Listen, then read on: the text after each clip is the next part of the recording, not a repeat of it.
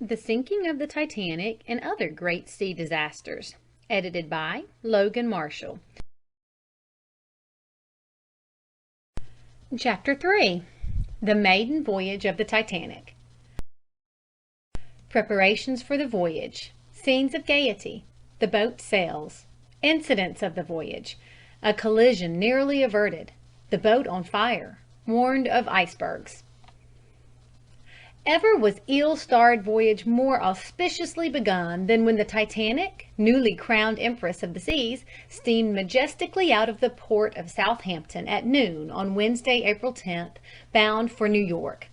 Elaborate preparations had been made for the maiden voyage. Crowds of eager watchers gathered to witness the departure, all the more interested because of the notable people who were to travel aboard her. Friends and relatives of many of the passengers were at the dock to bid Godspeed to their departing loved ones. Majestic and beautiful, the ship rested on the water, marvel of shipbuilding, worthy of any sea. As this new queen of the ocean moved slowly from her dock, no one questioned her construction. She was fitted with an elaborate system of watertight compartments, calculated to make her unsinkable. She had been pronounced the safest as well as the most sumptuous Atlantic liner afloat. There was silence just before the boat pulled out, the silence that usually precedes the leave-taking. The heavy whistles sounded, and the splendid Titanic, her flags flying and her band playing, churned the water and plowed heavily away. Then the Titanic, with the people on board waving handkerchiefs and shouting goodbyes that could be heard only as a buzzing murmur on shore, rode away on the ocean, proudly, majestically, her head up and, so it seemed, her shoulders thrown back.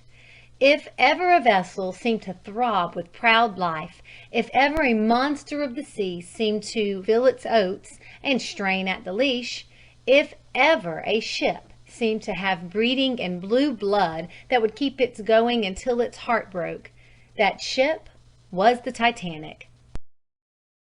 And so it was only her due that as the Titanic steamed out of the harbor bound on her maiden voyage, 1,000 Godspeeds were wafted after her, while every other vessel that she passed, the greatest of them dwarfed by her colossal proportions, paid homage to the new queen regnant with the blasts of their whistles and the shrieking of steam sirens. In command of the Titanic was Captain E.J. Smith, a veteran of the seas and admiral of the White Star Line fleet. The next 6 officers, in the order of their rank, were Murdoch, Lightoller, Pittman, Boxhall, Lowe, and Moody. Dan Phillips was chief wireless operator, with Harold Bride as assistant. From the forward bridge, fully 90 feet above the sea, peered out the benign face of the ship's master, cool of aspect, deliberate of action, impressive in that quality of confidence that is bred only of long experience in command. From far below the bridge sounded the strains of the ship's orchestra, playing blithely a favorite air from "The Chocolate Soldier." All went as merry as a wedding bell. Indeed, among that gay ship's company were 20 or more at least for whom the wedding bells had sounded in truth not many days before. Some were on their honeymoon tours, others were returning to their motherland after having passed the weeks of the honeymoon, like Colonel John Jacob Astor and his young bride, amid the diversions of Egypt or other old world countries.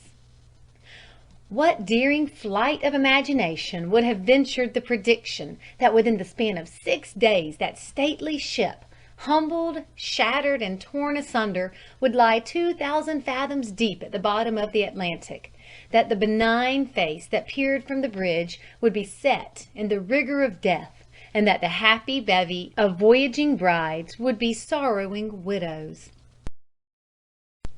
Almost in a collision. The big vessel had, however, a touch of evil fortune before she cleared the harbor of Southampton. As she passed down her stream, her immense bulk, she displaced 66,000 tons, drew the waters after her with an irresistible suction that tore the American liner New York from her moorings. 7 steel hawsers were snapped like twine. The New York floated toward the White Star ship and would have rammed the new ship had not the tugs Vulcan and Neptune stopped her and towed her back to the quay. When the Mammoth ship touched at Cherbourg and later at Queenstown, she was again the object of a port ovation, the smaller craft doing obeisance while thousands gazed in wonder at her stupendous proportions. After taking aboard some additional passengers at each port, the Titanic headed her towering bow toward the open sea, and the race for a record on her maiden voyage was begun. New burst of speed each day. The Titanic made 484 miles as her first day's run, her powerful new engines turning over at the rate of 70 revolutions. On the second day out, the speed was hit up to 73 revolutions, and the run for the day was bulletined at 519 miles. Still further increasing the speed, the rate of revolution of the engines was raised to 75, and the day's run was 549 miles, the best yet scheduled. But the ship had not yet been speeded to her capacity. She was capable of turning over about 78 revolutions. Had the weather conditions been propitious, it was intended to press the great racer to the full limit of her speed on Monday. But for the Titanic, Monday never came. Fire in the coal bunkers. Unknown to the passengers, the Titanic was on fire from the day she sailed from Southampton. Her officers and crew knew it, for they had fought the fire for days. This story, told for the first time by the survivors of the crew, was only one of the many thrilling tales of the fateful first voyage. The Titanic sailed from Southampton on Wednesday, April 10th at noon, said J. Dilly, a fireman on the Titanic. I was assigned to the Titanic from the Oceanic, where I had served as a fireman. From the day we sailed, the Titanic was on fire, and my sole duty, together with 11 other men, had been to fight that fire. We made no headway against it. Passengers in ignorance. Of course, he went on, the passengers knew nothing of the fire.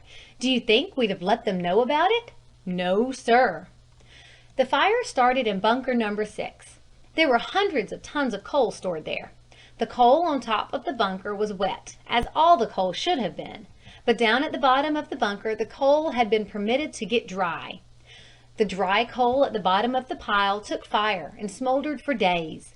The wet coal on top kept the flames from coming through, but down in the bottom of the bunkers the flames were raging.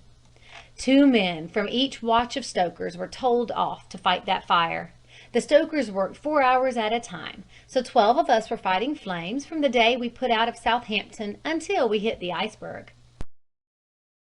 No, we didn't get that fire out. And among the stokers there was talk that we'd have to empty the big coal bunkers after we'd put our passengers off in New York, and then call on the fireboats there to help us put out the fire. The stokers were alarmed over it, but the officers told us to keep our mouths shut. They didn't want to alarm the passengers.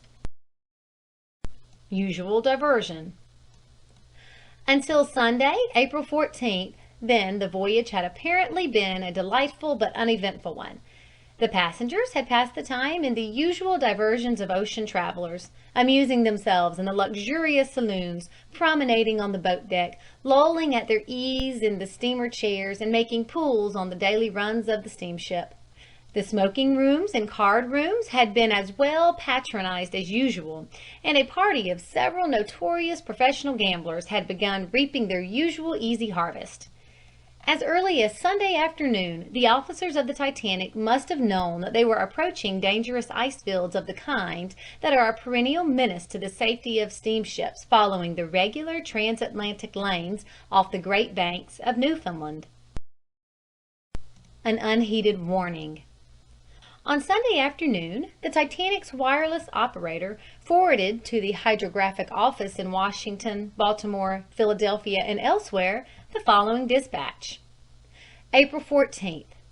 The German steamship America, Hamburg American Line, reports by radio telegraph passing 2 large icebergs in latitude 41.27, longitude 50.08. Titanic, BRSS. Despite this warning, the Titanic forged ahead Sunday night at her usual speed from 21 to 25 knots.